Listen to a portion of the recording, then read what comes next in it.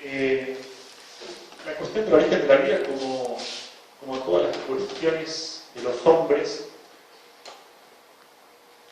en esta cuestión entran dos principios, que son la inteligencia y la voluntad.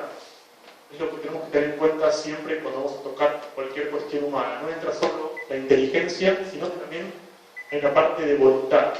El alma tiene inteligencia y voluntad. La inteligencia que nos fue dada para conocer la verdad y la voluntad para querer el bien. De estas dos facultades, la que termina siendo como decisiva, que termina torciendo, termina inclinando la balanza, es la voluntad. A veces, si nuestras ideas son erróneas, si tenemos errores en la inteligencia, una buena voluntad los puede corregir. Querer buscar la verdad es buena voluntad y a veces Dios nos ayuda y encontramos la verdad. O a veces tenemos una inteligencia muy poderosa, con muchas verdades, pero puede ser que la voluntad sea mala, entonces las verdades se terminan corrompiendo y la persona termina cegándose, termina ciega, termina insensata.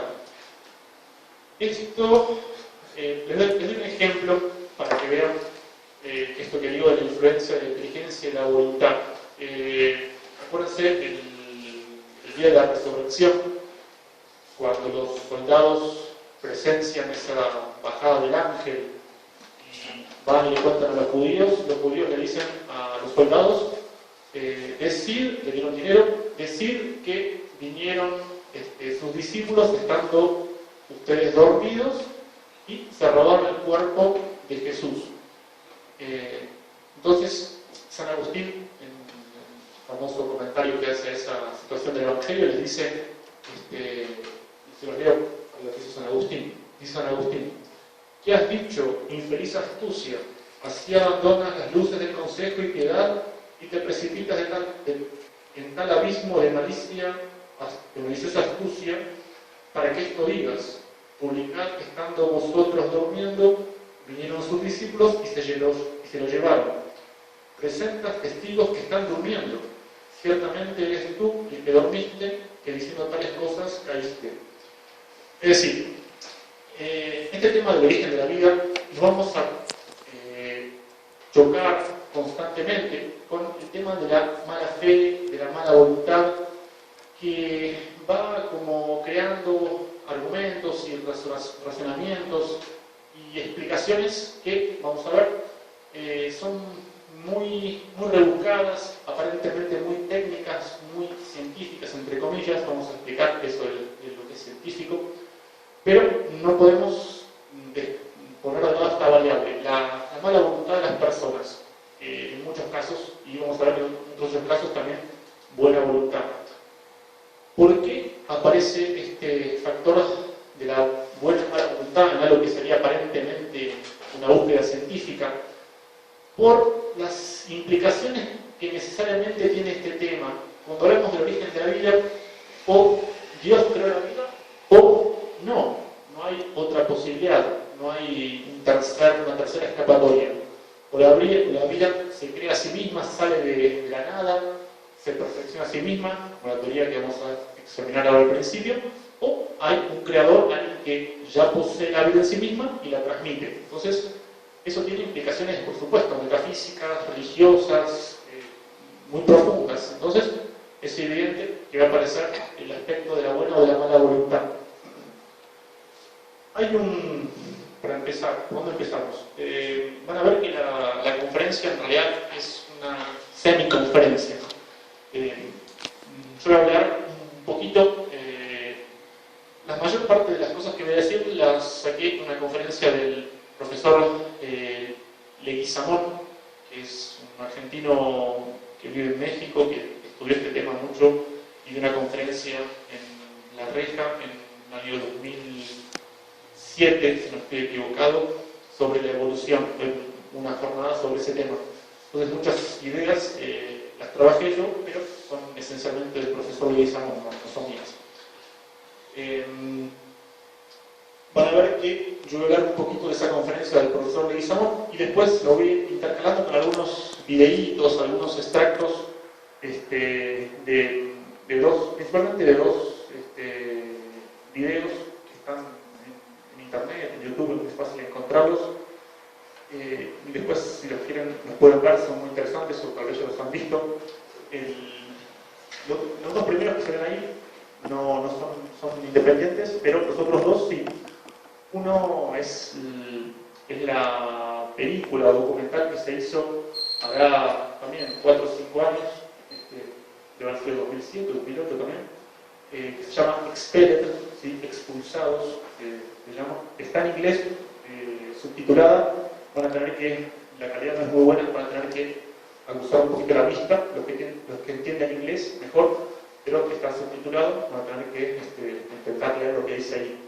Realmente son fragmentos cortitos,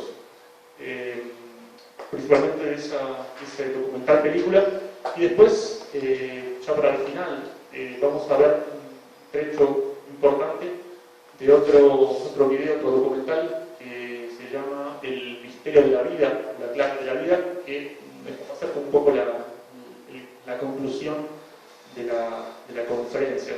Es la parte más larga, pero está escuchando, así que no van a tener problemas. Entonces, vamos a partir de un punto fundamental. ¿Cuál es ese punto fundamental? Que ni siquiera la peor de las voluntades, ni siquiera la persona con la peor voluntad del mundo puede negar. Es que estamos aquí, estamos vivos, existimos, estamos hablando, estamos participando en una conferencia. Hay vida. Y eso lo podemos discernir fácilmente.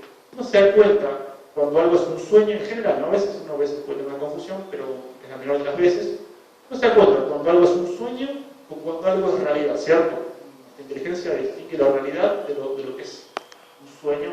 Nos despertamos y nos damos cuenta que tenemos un sueño y ahora estamos despiertos. Bueno, así con esa facilidad podemos decir, también nos damos cuenta de que estamos vivos y nos damos cuenta de que hay una diferencia esencial, no solo accidental, sino esencial, una diferencia de grado entre lo que está vivo y lo que está muerto, ¿sí?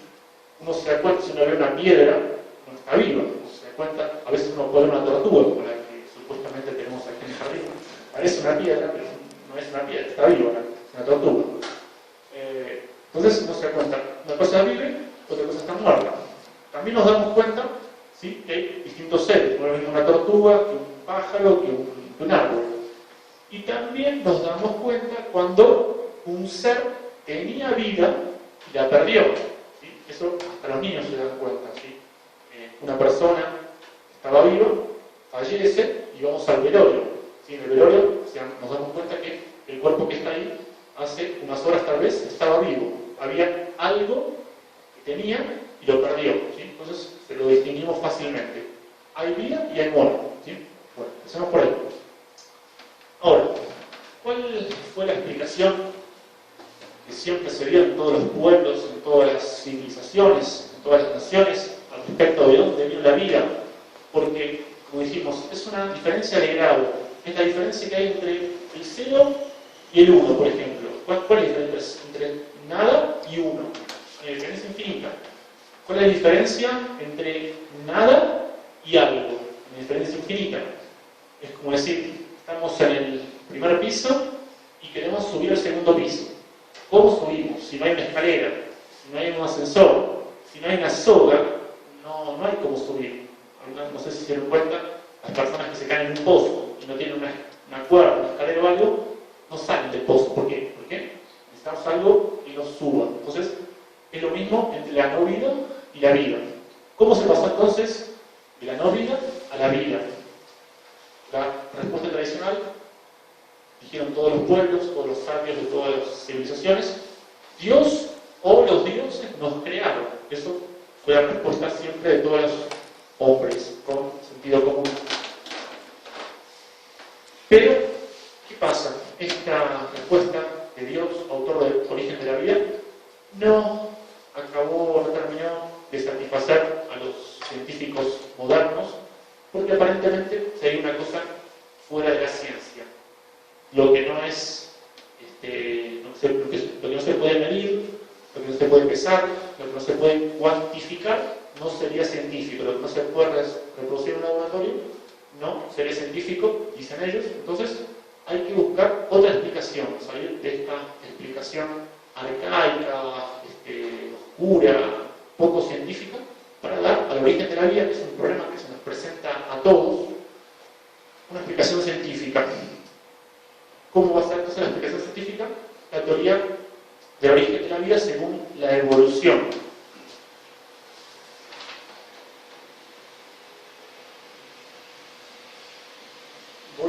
Vamos a pasar ahora los dos primeros videitos muy cortitos, un minuto el primero, no, 2 minutos el primero y también 2 minutos el segundo, que son videos que intentan explicar este tema del origen de la vida según la evolución.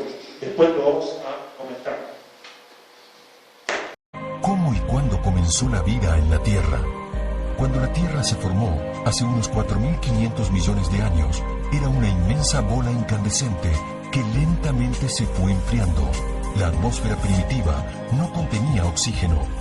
Estaba formada por otros gases como metano, amoníaco, hidrógeno y vapor de agua. Luego de miles de años, comenzó a llover torrencialmente y así se formaron los mares primitivos. Las moléculas sencillas que conformaban estos mares comenzaron a reaccionar a causa de las descargas eléctricas y de las radiaciones ultravioletas provenientes del Sol. En estas condiciones se generaron moléculas cada vez más complejas. Algunas de estas moléculas se unieron rodeándose de una fina membrana. En el interior de estas estructuras ocurrieron reacciones químicas que les permitieron crecer y reproducirse. Estas moléculas siguieron cambiando y formaron las primeras células procariotas anaerobias. Se supone que, en cierto momento, la materia orgánica comenzó a escasear. Hace unos 3,2 millones de años se produjo un cambio que permitió a algunos organismos alimentarse a partir de sustancias inorgánicas. Este fue el comienzo de la fotosíntesis. Muchos organismos se extinguieron debido a que el oxígeno liberado les resultaba tóxico. Otros organismos sobrevivieron y en ellos surgió un mecanismo que permitió la utilización del oxígeno para obtener energía. Un poco más adelante, hace unos 1,2 millones de años, una pequeña célula aeróbica fue ingerida por una célula anaeróbica de mayor tamaño, pero resistió la digestión. Con el correr del tiempo, se convirtió en mitocondria. De la misma forma, procariotas fotosintéticos fueron ingeridos por células no fotosintéticas y se convirtieron en los precursores de los cloroplastos. Con la aparición de la membrana nuclear que contiene el ADN, se originaron las células eucariotas. Así comenzó un proceso que aún persiste, el proceso de evolución biológica, origen de la gran diversidad de seres vivos que han poblado y pueblan actualmente la Tierra. Es científico, vamos a ver el segundo video, que es el famoso experimento de Miller, que supuestamente reproduce en el laboratorio, entonces, lo que serían las condiciones originales en las cuales empezó la vida, y lo podemos verificar experimentalmente. Experimento de Miller y Urey. En el año de 1953, los científicos Stanley Miller y Harold Urey de la Universidad de Chicago intentaron simular en el laboratorio las condiciones de la Tierra primitiva planteadas en la teoría quimiosintética de Oparin-Haldane.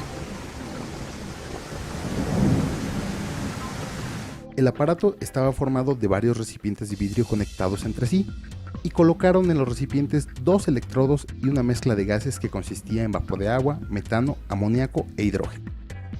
A través de los electrodos se originaron descargas eléctricas que simulaban la energía de las tormentas eléctricas y las altas temperaturas de la Tierra primitiva, llevando el agua al punto de ebullición. El experimento duró aproximadamente una semana y encontraron que en el agua y en las paredes de los recipientes se habían formado aminoácidos, compuestos orgánicos sencillos, que son las unidades de las proteínas. Mediante este experimento, los científicos demostraron que la evolución prebiológica planteada por Oparin y Haldane en su teoría era posible, pues lograron probar que a partir de los compuestos inorgánicos se producían compuestos orgánicos o biomoléculas. Por esta razón, se considera que la evidencia científica más importante de la teoría quimiosintética de Oparin-Haldane es el experimento de Miller y Urey. A partir de esta experiencia, se han llevado a cabo experimentos similares, pero modificando las cantidades, los tipos de gases y las fuentes de energía, como el realizado por Cyril Ponamperuma. De la mayoría de estos experimentos, se han producido una gran variedad de biomoléculas que integran a los sistemas vivos.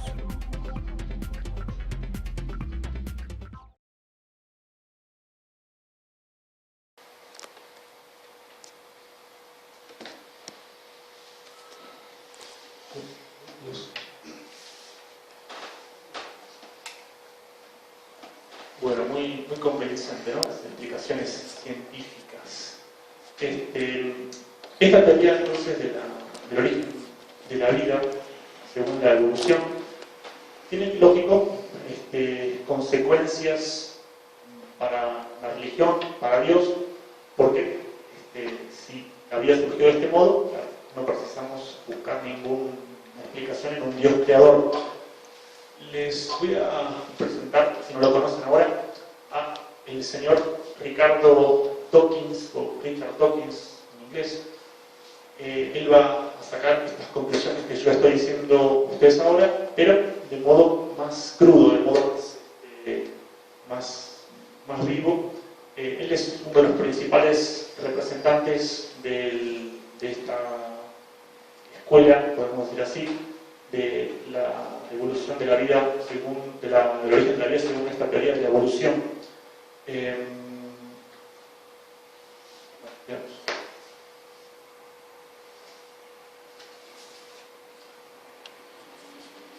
va a decir dos cositas. Va a decir que esta teoría nos libera de la idea de Dios y también, además de eso, nos libera de un Dios malo. Es interesante lo que él dice. To free yourself from primitive superstition. So religion is a primitive superstition? I think it is, yes. Liberating thing to free yourself from primitive superstition. So religion is a primitive superstition? I think it is, yes. So you believe it's liberating to tell people that there is no God? I think a lot of people, when they give up God, feel a great sense of release and freedom. The God of the Old Testament is arguably the most unpleasant character in all fiction. Jealous and proud of it, a petty, unjust, unforgiving control freak, a vindictive, bloodthirsty ethnic cleanser, a misogynistic, homophobic, racist, infanticidal, genocidal, filicidal, pestilential, megalomaniacal, sadomasochistic, capriciously malevolent bully. So that's what you think of God? Yeah. No fue muy lindo lo que dijo, pero no desesperemos, lo dejamos para el final, no desesperemos de la conversión de Richard, ¿sí? Lo dejamos para el final.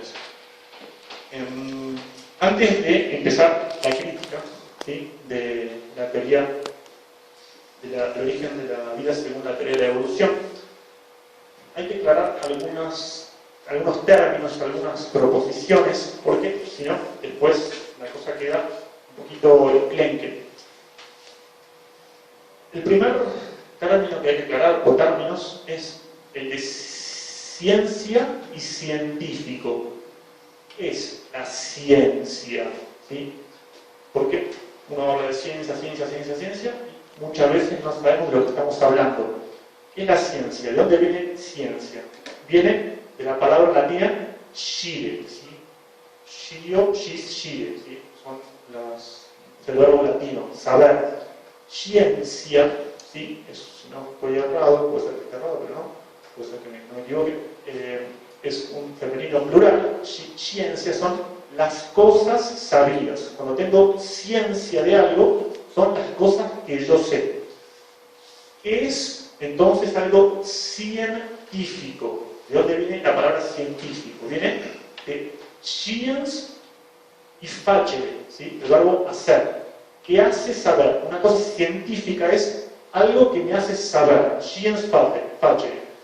Y lo que me hace saber las cosas es conocer la causa de aquel o cual ser. Por ejemplo, el agua. El agua está formada por H2O, ¿sí?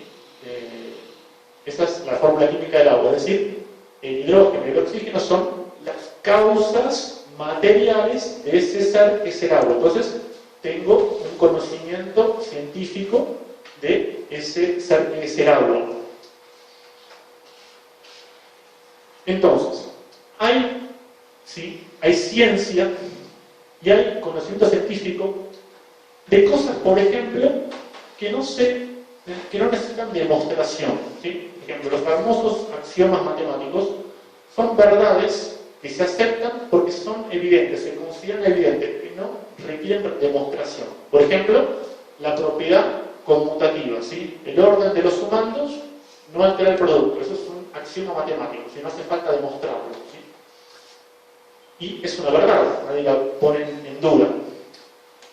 Hay otras verdades, por ejemplo, que sí se pueden demostrar de muchos modos y las aceptamos por demostración. Por ejemplo, 3 puntos definen un plano, ¿sí? También es una verdad geométrica. 3 puntos determinan un plano y eso se puede demostrar de varios modos y nadie duda de esa verdad. Ahora, hay otras verdades que no se pueden demostrar, que no se pueden reproducir en laboratorio, que no podemos actualizarlas y de las cuales tampoco nadie duda razonablemente. Les doy un ejemplo. Tengo aquí delante mía una silla, ¿sí? Una silla antigua, del siglo, no sé, 16, por ejemplo. Las sillas son hechas por carpinteros, ¿cierto? No crecen los árboles de la silla. ¿Sí? La madera sí, pero no la silla. Entonces, una silla, ¿sí? Si yo tengo una silla aquí antigua, puede ser que uno no conozca al que la hizo porque ya murió hace muchos siglos, pero infaliblemente yo digo, bueno, todas las sillas son hechas por carpinteros, aquí tengo una silla, entonces existió en algún momento un carpintero que hizo esta silla, ¿cierto? Entonces existió el hombre, uno no puede decir no existió ese hombre, existió y nadie duda de eso. Entonces, ¿qué sacamos de esta pequeña declaración? Que este razonamiento lógico fue científico, es decir, nos hizo conocer cosas con certeza, ¿sí? Y podemos llegar a la verdad. Fue un razonamiento científico, a pesar de que no se pudo reproducir. Es lo que vamos entonces a intentar aplicar a lo largo de la conferencia, ¿sí? Son razonamientos, ¿sí? Que llegamos a la verdad, pero no se pueden reproducir porque escapan a ese método supuestamente moderno de la ciencia. ¿Por dónde empezamos? Vamos entonces a seguir con nuestro amigo Richard Dawkins, que va a decir que Dios, si existe, está escondido, no se encuentra.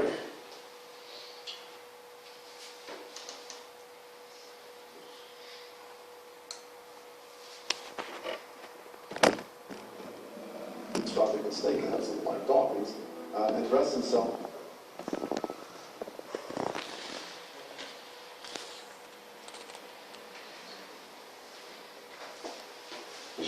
So you don't believe in any God, be sure. So you don't believe in any God anywhere. Any God anywhere would be completely incompatible with anything that I've said. I assume. Yeah. I'm just trying to make sure you don't believe in any God anywhere. No. What if after you died you ran into God and he said, "What have you been doing, Richard? I mean, what have you been doing? I've been trying to be nice to you. Yeah. I gave you a multi-million-dollar paycheck over and over again with your book, and look what you did."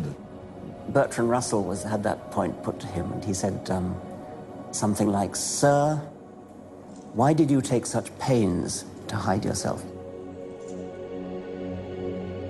But if the intelligent design people are right, God isn't hidden.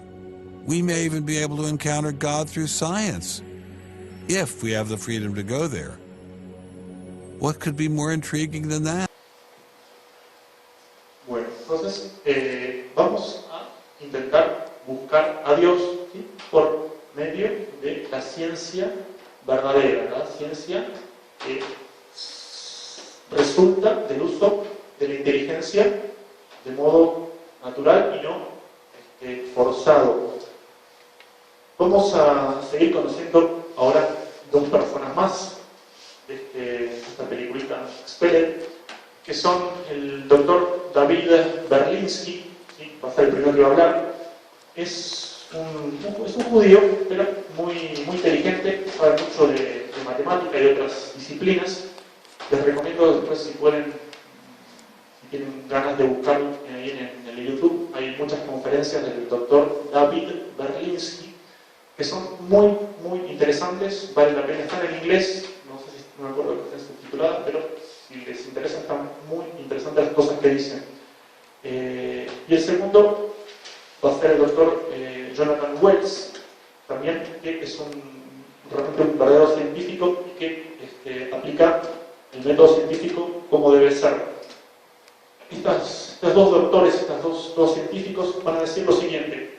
Primero, cuando analizamos desde el punto de vista de la ciencia verdadera, el origen de la vida según la teoría de la evolución, va a decir el doctor David Berlinski que hay una teoría completamente confusa, que nada está bien definido.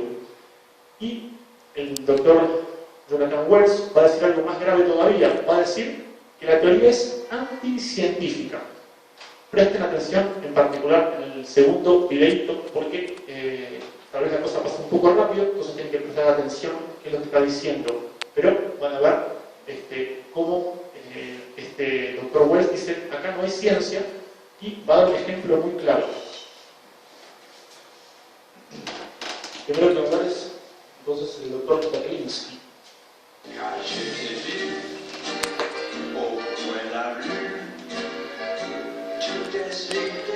Quand je t'ai vu au coin de la rue, tout désolé, j'ai cru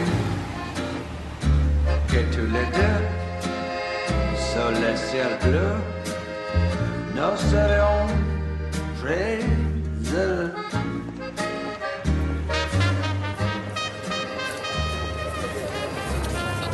Mr. Berlinski, I assume? How are you, sir? So where are you from originally? I was born in New York. Yes. Spent 31 years in Manhattan. Yes. And I spent a lot of time in California, too. And tell me all the various universities where you studied or taught. No, I was at Princeton, then I had a professorship at Stanford, and then I left Stanford, and I taught at Rutgers. I left Rutgers, and I taught at the City College in New York. I left the City College of New York. I taught at the Baruch College. I taught at San Jose. What did you teach at Baruch College? Anything they wanted. Come on in. Thank you, monsieur.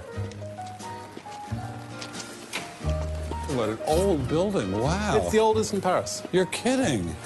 Merci, monsieur. Ah, je vous en prie, monsieur. Merci. Wow, this is fabulous. Let's put it this way. Before you can ask, is Darwinian theory correct or not, you have to ask the preliminary question, is it clear enough so that it could be correct? That's a very different question. One of my prevailing doctrines about Darwinian theory is, man, that thing is just a mess. It's like looking into a room full of smoke. Nothing in the theory is precisely, clearly, carefully defined or delineated. It lacks all of the rigor one expects from mathematical physics, and mathematical physics lacks all of the rigor one expects from mathematics. So we're talking about a gradual descent down the level of intelligibility until we reach evolutionary biology. We don't even know what a species is, for heaven's sakes. So his theory is smoke, but elegant smoke. There's a certain elegance to it, but you know, I think Einstein had the appropriate remark. He preferred to leave elegance to his tailor. A room full of smoke? That certainly wasn't what I was hearing from prominent Darwinists like Richard Dawkins. Evolution is a fact. It's a fact which is established as securely as essentially any other fact that we... Entonces, repasando, ahí una gran confusión, dice Berlinski, una habitación llena de humo, es decir, como todo es tan confuso, no se puede refutar fácilmente. Presten atención a este videito del segundo del Dr. Wells, que va a mostrar por qué realmente esta teoría es anticientífica. How does Darwin or Darwinism say? How does Darwin or Darwinism say life began? Well, he didn't know, and in fact, nobody knows. So, Darwinism, strictly defined, starts after the origin of life and deals only with living things. Well, how can there be a theory about life without a theory about how life began. Well, a grand overarching evolutionary story, of course, does include the origin of life, but Darwin's theory doesn't begin until you have the first cell. Well, does someone have a theory about how life began?